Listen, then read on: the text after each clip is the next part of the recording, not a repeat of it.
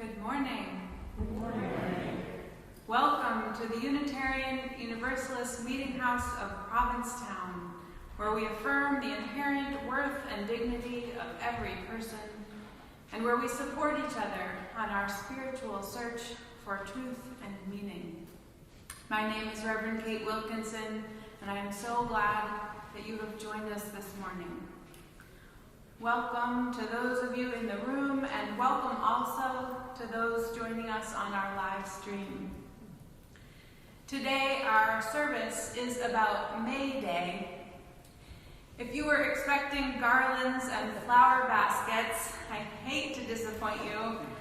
We have celebrated that version of May Day here when May 1st has fallen on a Sunday. I have great memories of you dancing around a maypole on our front lawn. But this year I'm talking about a different version of May Day, International Workers' Day. A day on which we offer up gratitude for the labor of others, which makes our own lives so much better. A day on which leaders of the protests were arrested, despite no evidence to connect them to the bombings. Several were not even in the square at the time, and they were all sentenced to death. 4 of the defendants were executed in August of 1886, and a 5th defendant committed suicide to avoid being hanged. 3 others who were convicted were later fully exonerated and released from jail. The charges against the activists were intended to quell growing labor unrest in Chicago and the country at large. So from the next year on, workers around the globe have remembered those labor organizers on May 1st and have continued the struggle for better working conditions. 10 years later, President Grover Cleveland declared the first Monday in September as Labor Day here in America, which some people believe was an action designed to sever the nation's working class from their counterparts across the globe. Easier in a vacuum to turn it into a day of barbecues and beach picnics, right? Divide and conquer is a common theme amongst those trying to hold on to power. Today here in Provincetown anyway, we are reaching back out in solidarity with workers across the globe, remembering our connection to all of them and to each other. Before we continue with the rest of our worship service, though, I have just a few announcements to share with you. We have 2 member art openings next weekend. Ellen Anthony at the Wellfleet Public Library on Friday, and Lorraine Kujawa at the Provincetown Commons on Sunday. We hope you can check those out. A reminder that we will be holding a memorial service for Anne McAdam on Sunday, May 22nd at 1:30 here in the sanctuary. Our tree planting party hit a bit of a snag yesterday, so although we had a great time, learned a lot about white oaks, and had a lovely tour of the woods with Julian De Silva from the Wampanoag tribe, we didn't actually plant any trees yet. So, if you would like to take home a white oak sapling today to plant somewhere, please take one or several home. They're all paid for. Instructions for planting and watering are included with the tree. And if you would be willing to babysit some white oak saplings in a bucket of dirt, watering it a couple of times a week until we sort a few things out behind the scenes, please let Wave know after the service. And if you would like to plant a few white oaks in temporary pots to stay here at the meeting house until things are sorted, you can help with that after the service too. All the supplies are here.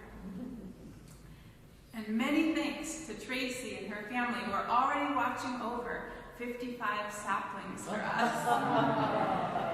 As Wave and Julian can tell you, this project has been a great exercise in strategy, patience and cooperation when dealing with multiple town committees. Can you all take a collective deep breath with me?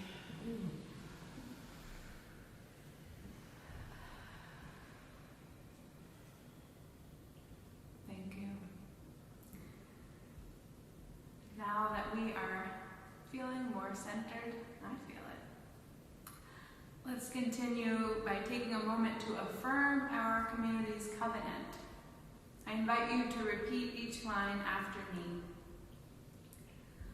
Love is the spirit of this meeting house. Love is the spirit of this meeting house. This is our great covenant.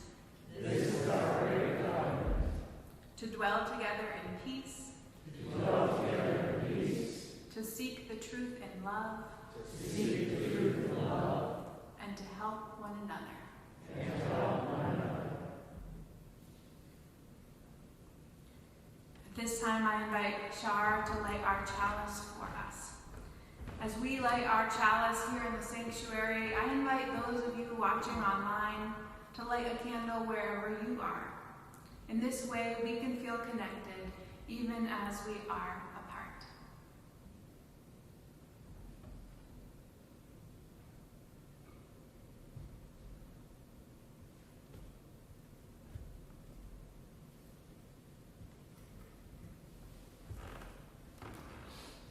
Good morning. Chalice lighting words honoring our neighbors by Florence Keplow. In recognition of May Day, we light this flame to honor all work, including the work of our hands, our hearts, and our backs, in gratitude for all the labors that support our world, and for all those who boldly continue the work of justice, equity, and peace.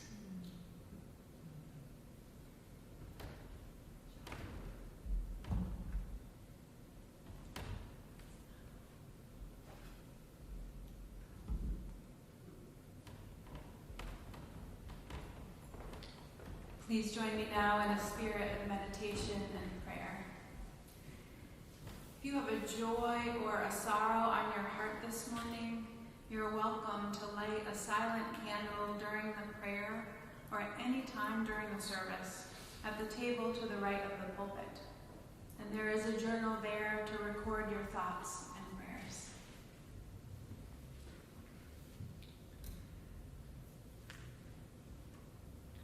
Prayer for when things go wrong. The English have a great expression for when things go wrong. They say it's all gone pear-shaped. As if life, which we have worked so hard to contain in a perfect circle, is bursting at the edges, bulging uncontrollably at our feeble attempts to encompass it. This is a prayer for those days that go pear-shaped. Days when computers go on the fritz, when children are forgotten outside the school, feet moving side to side to stay warm, expectant eyes searching every passing car.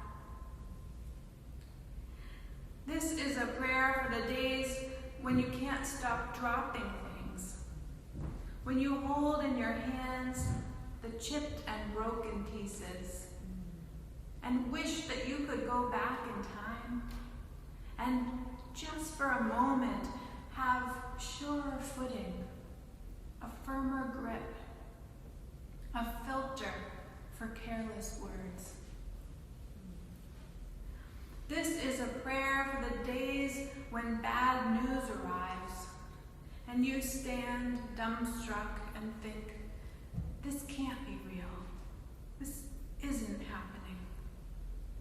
And for the next day, when you wake up and it's all still happening. In those moments and days which quickly outgrow the perfectly cultivated circumference of our planned lives, may you hold life gently yellow and bottom-heavy weight. Caress its smooth curves. Take a bite and let the sugary juices run down your cheek. Although you asked for an apple, there is something beautiful about a pear. Beauty even in the pear-shaped day, the pear-shaped life. Unpredictable and unbound, messy, ripe, and alive.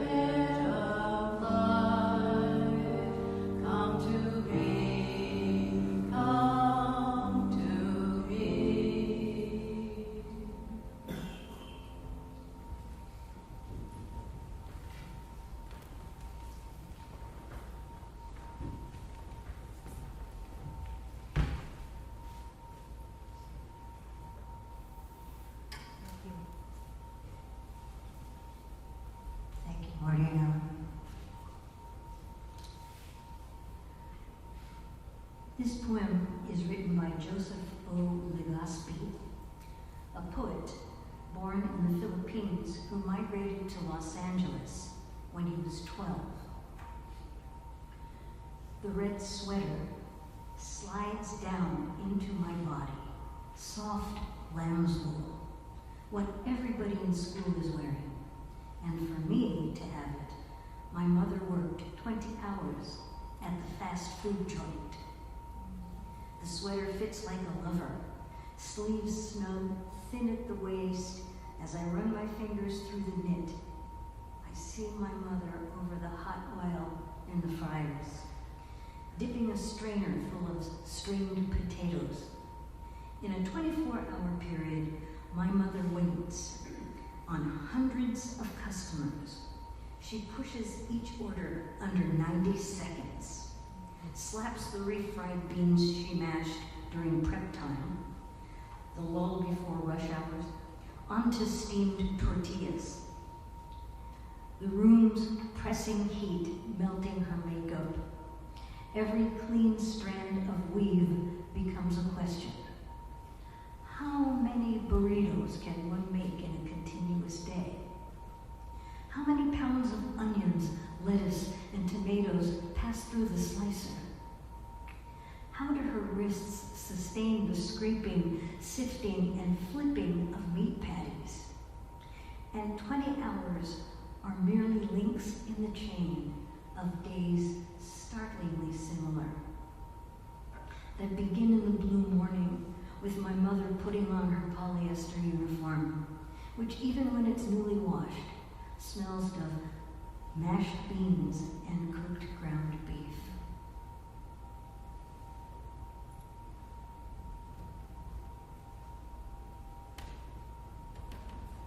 Thank you.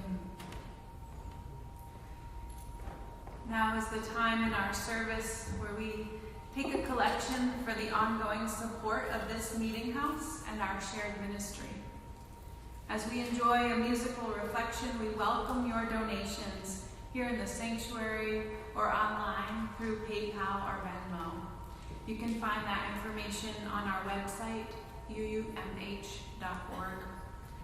On and off site, your offerings will now be gratefully received.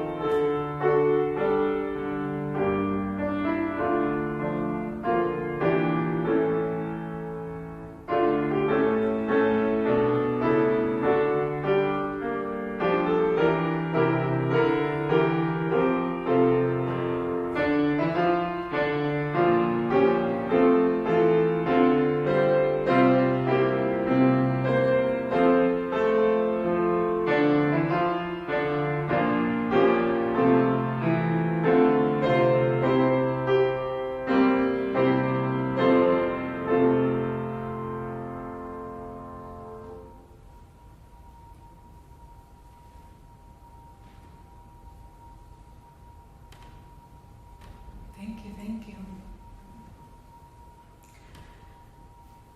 You might have heard this week that Elon Musk is planning to buy Twitter for $44 billion. If it goes through, $21 billion of that will be paid in cash, meaning he doesn't have to borrow it. He just has it lying around in a bank account or gold bars under his bed or wherever the uber rich store their money these days. Nick Geithner at @ngeithner tweeted the other day, "I wonder what Dolly Parton would have spent $44 billion on."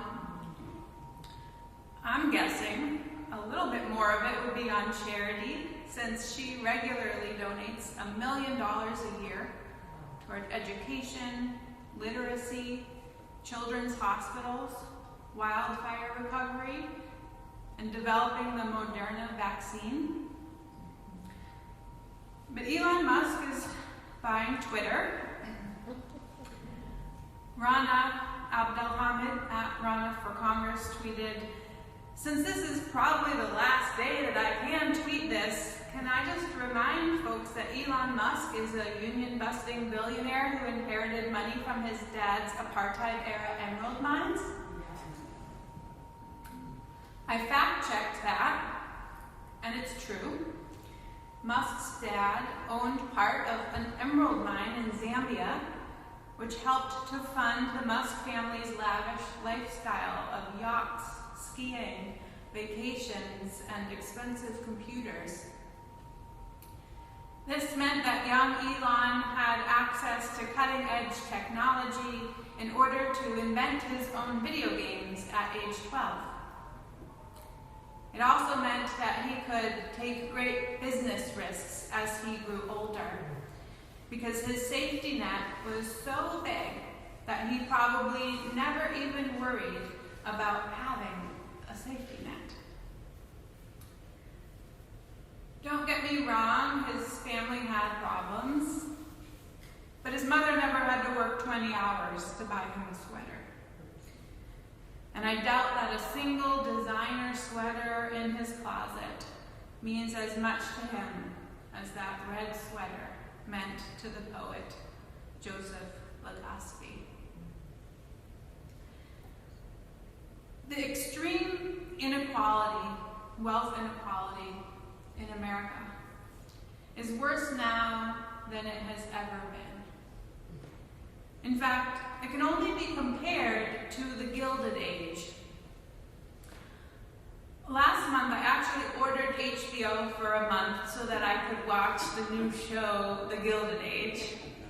It was created by Julian Fellows, who is responsible for my all-time favorite show, Downton Abbey.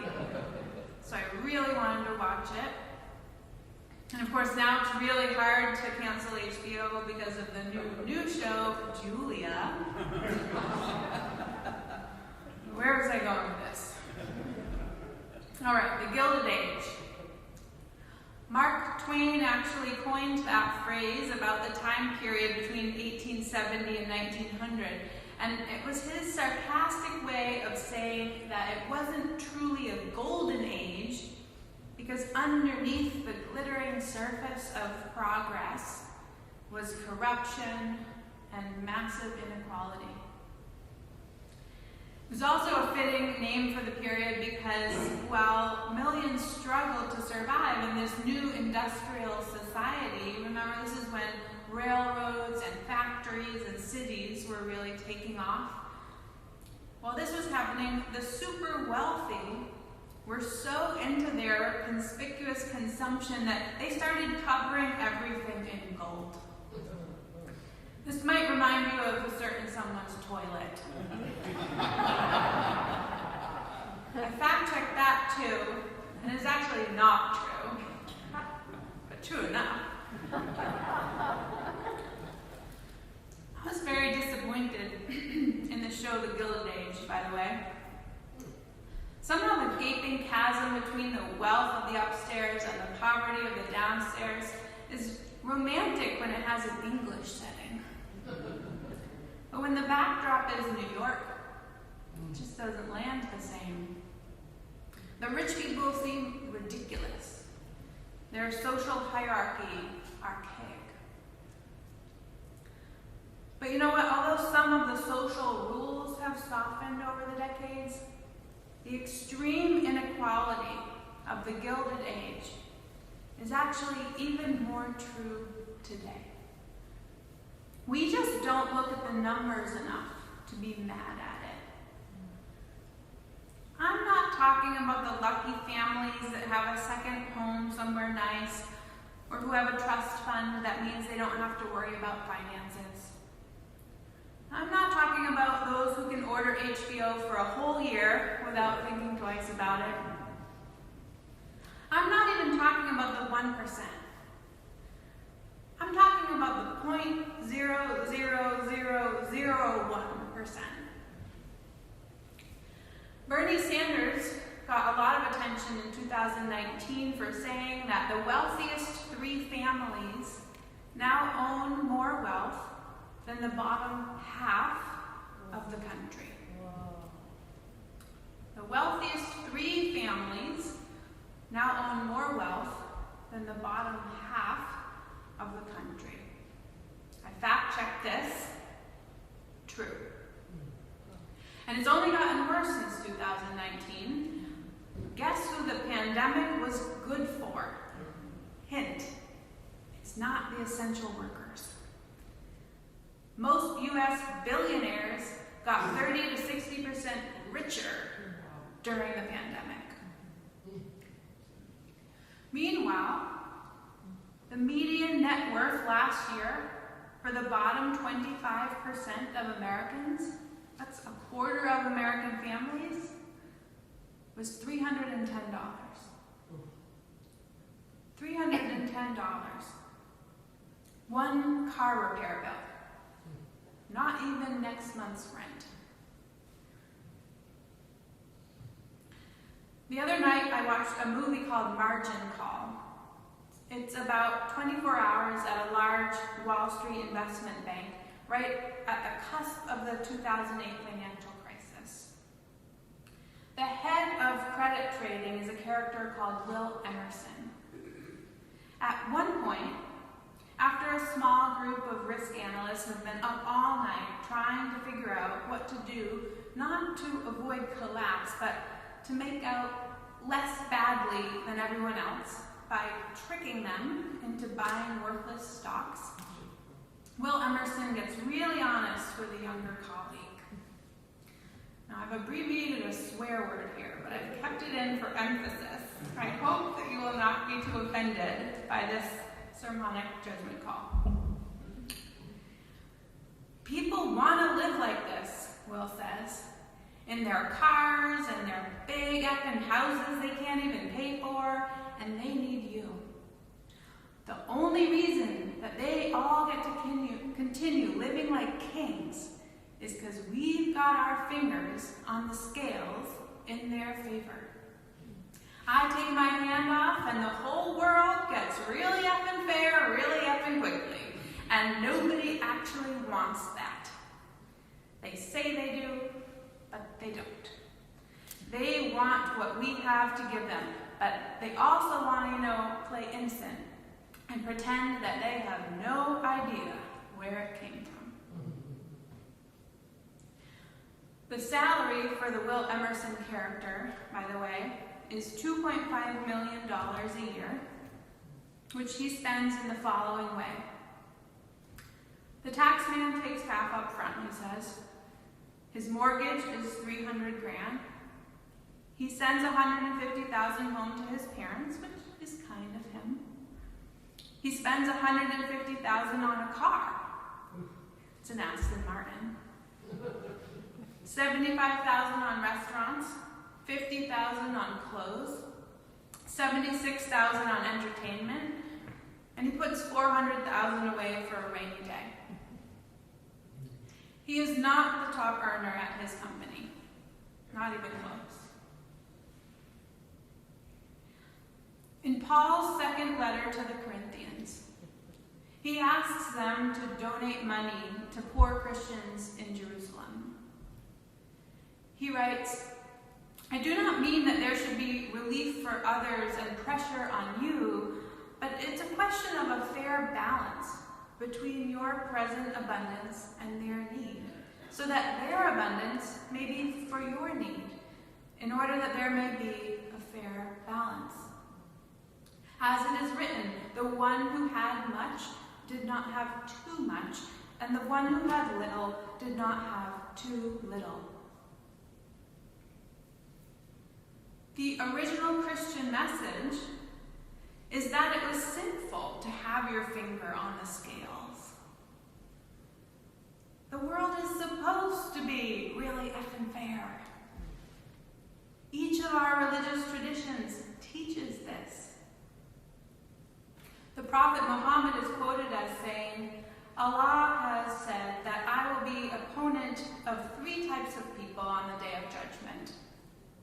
The first is someone who makes a covenant in my name, but proves to be treacherous. The second, who sells a free man and keeps their price. The third is one who hires a worker, but does not pay him his right wages owed to him after fulfilling his work. The Talmud explains that each Jewish community must establish a public fund to provide food for the hungry. It says, when you are asked in the world to come, what was your work? And you answer, I fed the hungry, you will be told, this is the gate of the Lord, enter into it, you who have fed the hungry. My point is this. If we are getting mad at the people coming over the border for stealing our jobs, if we are upset that people striking for a $15 an hour minimum wage will drive up the cost of doing business, if we are complaining that we can't get good service because lazy people don't want to work because they got a pandemic relief check, if we don't want Starbucks employees to unionize because then our latte will be more expensive, well then we are seriously upset with the wrong people. Yeah.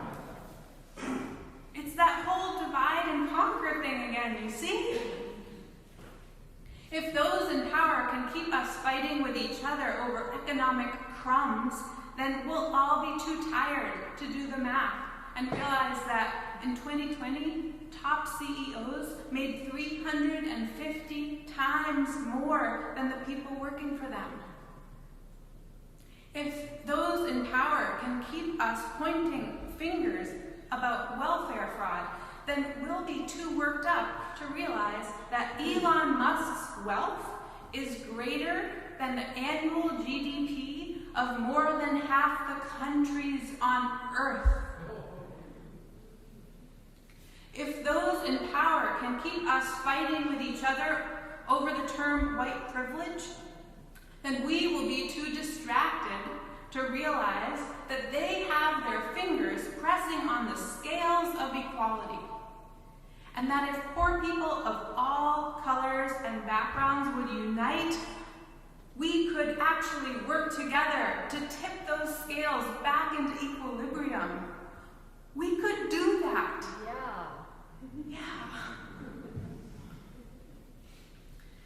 You know, Unitarian Universalists also have a message about the moral economy.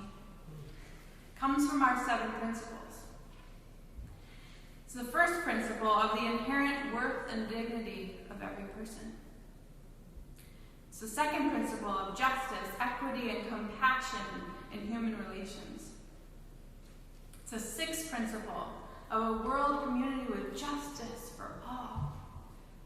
It's the seventh principle of the interdependent web of existence of which we are a part.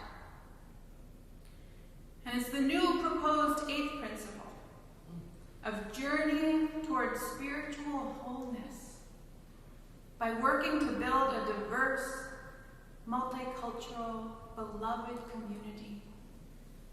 By our actions that accountably dismantle racism and other oppressions in ourselves and our institutions. So what are these Unitarian Universalist principles calling us to do exactly? My colleague at the UU Service Committee, Reverend Kathleen McTeague, once preached that we have to behave like citizens instead of consumers. The difference is enormous, she says, and it's never been more important than it is today. Consumers are passive. Citizens are active. Consumers hunker down and wait for better times so that they can feel comfortable going out and buying the new computer or car or refrigerator that they think they need. Citizens ask pointed questions. Boot out politicians who don't serve them well. Organize to use real power to change things. Consumers get frightened. Citizens get outraged. This enormous gulf between the rich and poor is not just an economic issue, she says. but a moral and religious one. It demands a response from us, and that response has to be based in something stronger, better, and more noble than an economic bottom line. As you go out into the world on this May Day, remember, the world was supposed to be effing fair. May we be outraged that it is not, and may we work together to make it so. Amen. And blessed be.